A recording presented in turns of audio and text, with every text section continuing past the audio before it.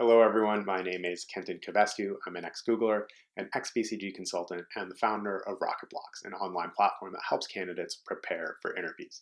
In this Rocketblocks mini lesson, I'm really excited because we're sitting down with Bill Farrell, who is a former Google product manager. He did a stint at NASA early in his career. He is a Y Combinator backed founder, and he's currently the CTO and co founder of a company called Outcome Machines. So Bill really has done it all. And in this conversation about product management, we're going to talk about the craft of product management. We're going to talk about the skills that are needed to succeed and walk through some common product scenarios and see how Bill would respond to those. So let's go ahead and jump in.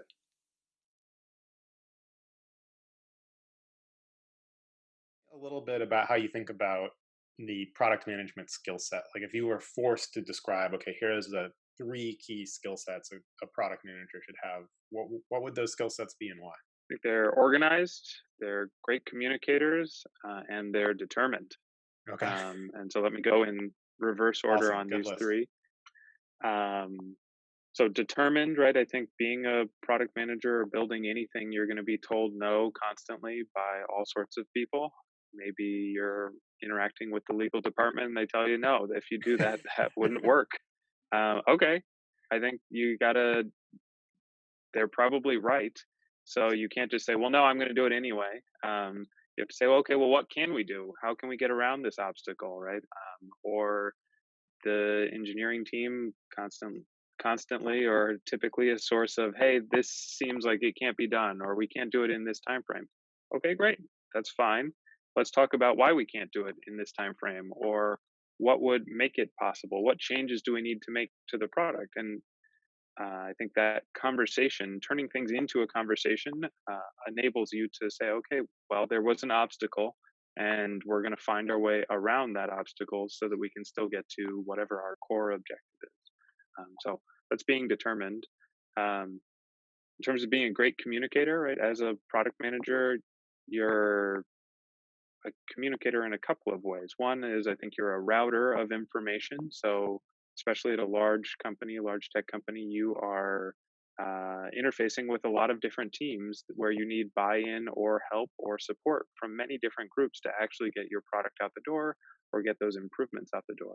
And so you may need to be detailing to the sales team, hey, here's the new material that we've prepared for you so that when you're talking to customers about this new launch that's coming up, you're totally prepared, you understand how it works, and you can help them prepare. Also, here's maybe a website and or a set of help pages that you'll be able to use as your ammunition when you're talking to customers, existing customers, or when you're selling new customers, so that you can say, hey, not only have I explained it to you, not only do I clearly get it as the sales rep, but here's a website where you can learn more about it, and then here's help information in case there's something that's still confusing, right?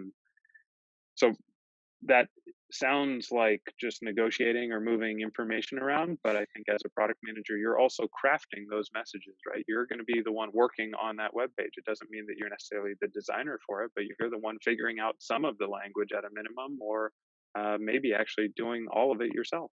Maybe getting help from other people on the team to review it, of course, stuff like that.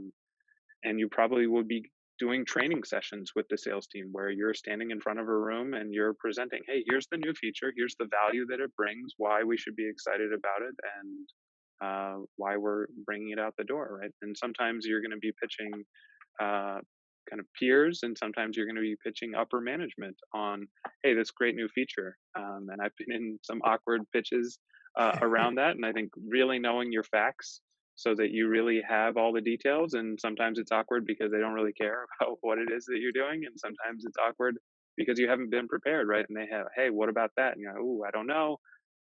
Kind of, you're already thrown off your game, and so making sure that you're ready is part of being a great communicator. Yeah. So let me break that down again, right? Being a great communicator, I think, is being a router of information, right? So you're bringing in the information from different organizations and making sure that the right people are connected, Mhm. ideally to the point that you don't have to be the one who forwards, quote unquote, the email from party one to party two, but you're actually the connector and you're like, hey, great, now you two can work and I don't have to be a part of that process anymore, or I can check in on that process. But also, I think being a great communicator is knowing your audience so that you're knowing what the key information to deliver is, and you're knowing what the approach, what the message, what the story is that you're telling to them that's going to land with them, right?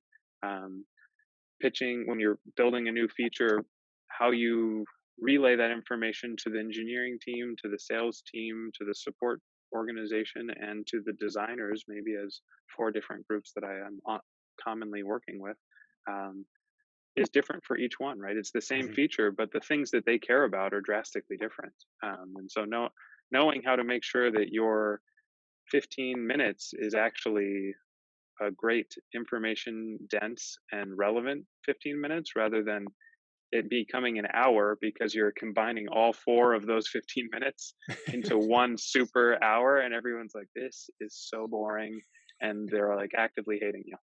So that's being a great communicator. Yeah.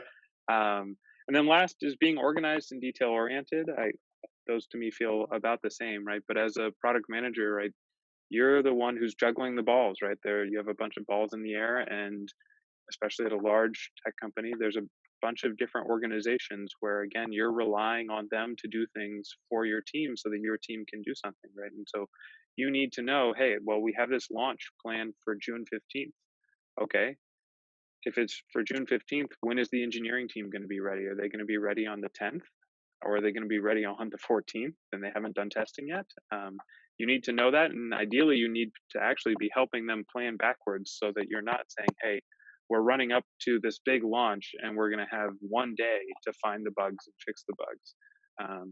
Or, hey, again, we're on the 15th, we're reliant on the legal team to get the relevant information and check off or sign off ready so that we can launch the product not just here in North America but around the world.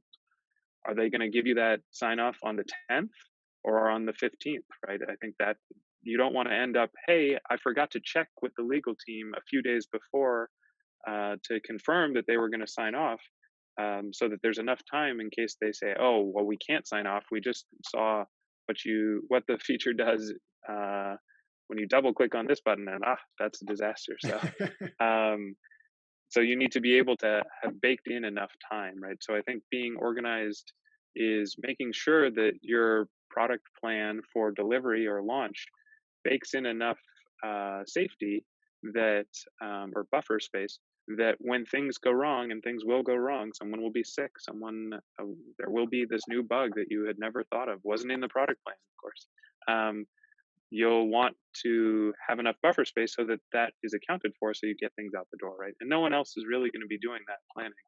And then the other side of being organized is just that you're constantly hearing all this information, right? And you need to be making judgment calls about what are the three issues that I'm going to solve today.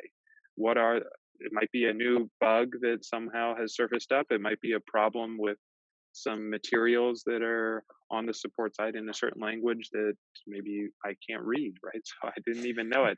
Um, or it could be, oh, there's no like glaring issues, and so now I'm proactively working on how are we getting the legal check off, the infrastructure review team to sign off on how much more compute we need, or something like that. So being the one who's aware of all of the things that are going on, not just from your plan, but from the day to day operations, and being able to say, hey, we need to shift gears and focus on this problem because this problem is a small fire right now, but if we let it go, it's going to become an absolute disaster. And we don't want that. We want to have a happy life. We don't want to have a disaster.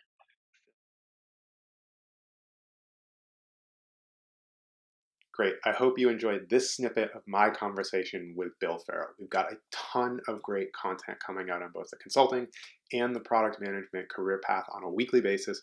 So if you haven't subscribed yet already, there is a big button on screen right now. Go ahead and click that, and that means you'll get everything that we put out as soon as it arrives. Thank you so much for watching, and have a great day.